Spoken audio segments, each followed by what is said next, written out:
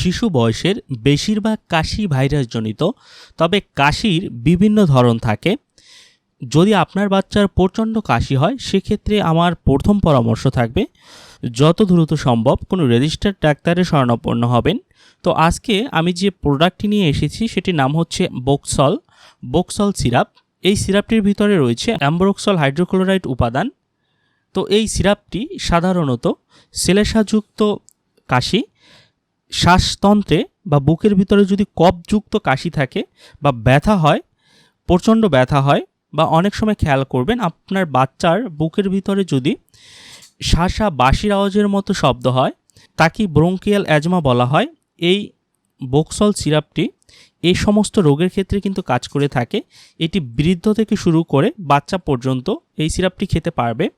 তো সিরাপটি আপনি বাচ্চাদেরকে কিভাবে খাওয়াবেন সেটি আপনাদেরকে এখন আমি বলে দিচ্ছি।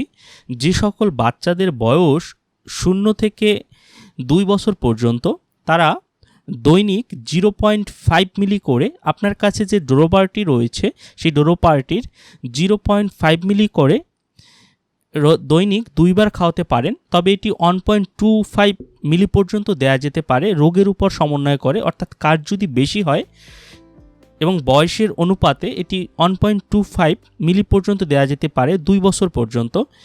এবং যাদের বয়স 2 বছর থেকে শুরু করে 10 বছর পর্যন্ত তারা আধা চামচ থেকে শুরু করে 2 চামচ পর্যন্ত সর্বোচ্চ দেওয়া যেতে পারে দৈনিক 2 থেকে 3 বার। তবে আমার পরামর্শ থাকবে আপনারা খাওয়ানোর পূর্বে বাচ্চাদেরকে কোনো রেজিস্টার্ড ডাক্তারের পরামর্শ নিয়ে খাওয়ানোর চেষ্টা করবেন। তো এই বোকসল সিরাপটি সাধারণত বাজারজাত করে থাকে অপসনিন ফার্মা। এটি অপসনিন কোম্পানির একটি প্রোডাক্ট। এটির মূল্য কত টাকা? এই সিরাপটি এর মূল্য হচ্ছে 50 টাকা। আপনার 50 টাকা যে কোনো ফার্মেসির দোকান থেকে এটি ক্রয় করতে পারবেন।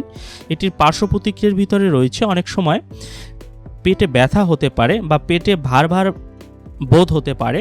গর্ভাবস্থায় বা স্তন্যদানকালের প্রথম 3 মাস এটি খাওয়া যাবে না, তার পরবর্তীতে দেওয়া যেতে পারে। তবে অবশ্যই কোনো ডাক্তারের পরামর্শ নিয়ে খাওয়ানোর চেষ্টা করবেন, আপনারা নিজেরা খাওয়ানোর কখনো চেষ্টা করবেন না।